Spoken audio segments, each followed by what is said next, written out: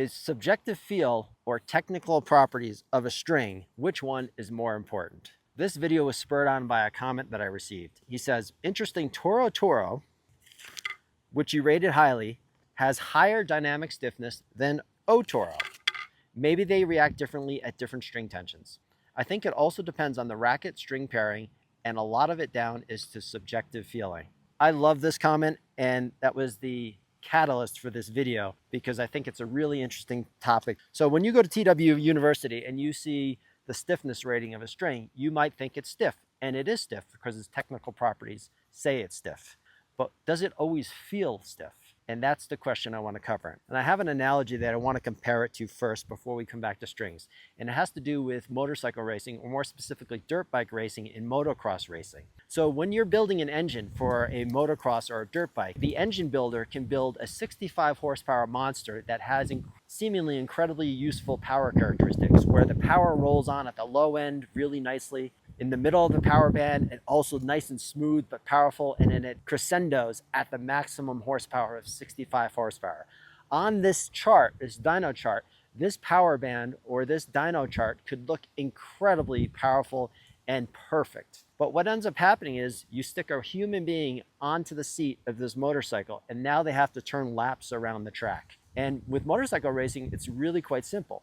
The faster you are around the track, that's the better outcome. It doesn't matter if the engine is perfect or seemingly perfect in terms of technical specifications, or if it's not, which one actually performs better with a human sitting on it. And inevitably what happens is that perfect engine characteristic that you see on the technical chart never ends up being the bike that they choose to ride and turn their fastest lap times on. What happens consistently is each and every rider then tailors those power characteristics, and sometimes it really can look very strange on a dyno chart, and they may want to alter the power down low or in the middle or at high in terms of how they get out of a corner or if they're going up a hill. And what happens is they end up always being faster with the engine, or that seems less technically powerful or appropriate than the engine package that they end up setting up. And that's where it comes down to subjectivity. So who's right or who's wrong? Is the technical specification right? Of course it's not, because the human being that's sitting on that motorcycle and that alters the power characteristics ends up going faster around the track. And that subjective feeling gives them confidence. And that confidence allows them to twist the throttle faster and make faster lap times than with that supposedly perfect engine that looked like on the technical specifications. And when it comes to tennis, very much the same thing happens, with the exception is we don't have lap times to measure outcomes to see what truly is better or not. So when it comes to the case of this O-Toro on TW University, it shows that its stiffness rating is lower than Toro Toro. But when I tested these two strings, it was very clear that this string felt a little bit more demanding than Toro Toro. This string gave me more confidence than O-Toro. And that's not to say that you won't find O-Toro to give you more confidence than Toro Toro. That's just the subjective feeling that I had. And because of that subjective feeling, I gained more confidence with Toro Toro than I did with O-Toro, and hence why I rated it better.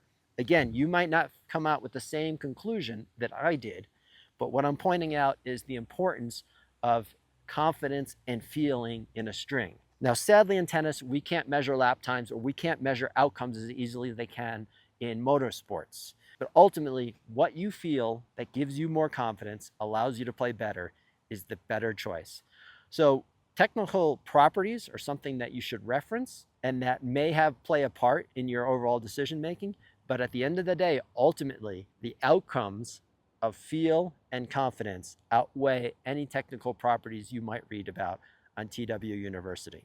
Now this brings up one other topic that I'm thinking about, or two other topics I'm thinking about, is actually you can apply the same logic to rackets and racket stiffness and other variables in rackets, and ultimately what you feel versus what the technical properties are. And on the other side of the spectrum, you could even talk about the weight of racket and the opposite effect that you might have. So every one of us knows that a heavier racket feels more stable, and when you strike the ball well, it feels better when you strike the ball well with a heavier racket. However, do we know if the outcome in your performance of your play is better if you're wielding a heavier racket versus a lighter racket? Unlike strings, where your confidence may go higher with strings, I have a suspicion that oftentimes heavier rackets give you perceived confidence because you're hitting the ball or seemingly hitting the ball well, but is the outcome actually aligning to that? If that's something you want to hear about, let me know and I'll give you my thoughts on how heavier rackets, I think, generally lead to actually worse outcomes, even though you may feel like you're hitting the ball better with a heavier racket, which is total opposite of what I just mentioned about strings. So if you'd like to hear my thoughts on that, that's a video I've been thinking about making, and let me know in the comments. And if you like these videos, please like and subscribe, and I will see you in the next ace.